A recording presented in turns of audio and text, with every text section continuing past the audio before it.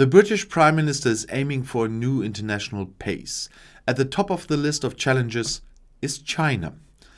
Looking for allies worldwide in the fight against the climate crisis, strengthen NATO against Russian aggression, countering the strategic challenge of China by reorienting itself towards the Indo-Pacific region. The UK is setting itself ambitious goals in its foreign and security policy after Brexit. We want to maintain the international order in which open societies and free trade can flourish, is the specification by Prime Minister Boris Johnson. Democracy and free markets based on freedom of expression are the best prerequisites for this. With its integrated assessment, the British government wants to tie together the often competing fields of foreign and defense policy and development aid and link them to internal security. The ambitious project was actually supposed to be presented last year, at the same time as the exit from the EU. The corona pandemic thwarted this schedule.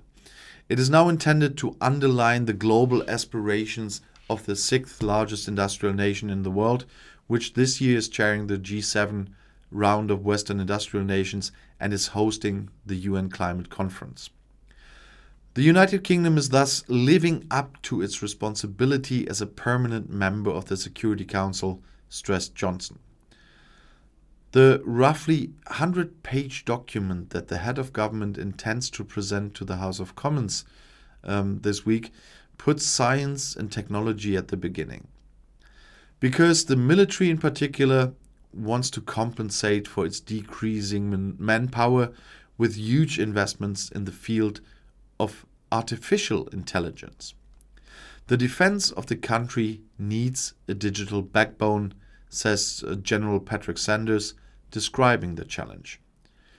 We have to adapt our warfare to the information age.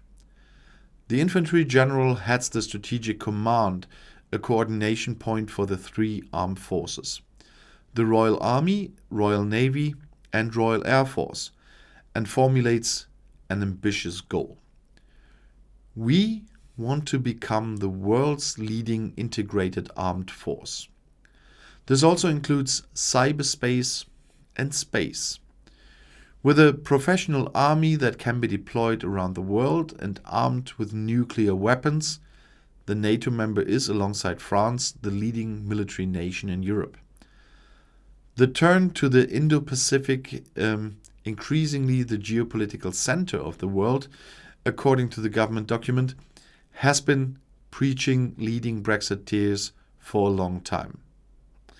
In addition to the hope for more trade with the rapidly growing countries of Southeast Asia, the containment of the more aggressive Chinese foreign policy also plays an important role. In contrast to the largely undisputed classification of Russia as the most important state threat in London, the new skepticism about China is causing some foreign politicians to suffer from stomachache.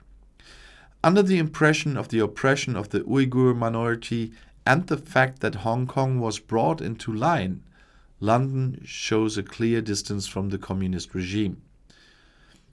Joseph Johnson, Conservative lord and brother of the Prime Minister, believes that this is economic madness. If we follow the break with China after the hard Brexit, Britain will be like an airplane that has lost both engines. And it is his brother. Well, he resigned as minister under his brother for reasons. And if you want to stay informed, please subscribe to my channel. Auf Wiedersehen.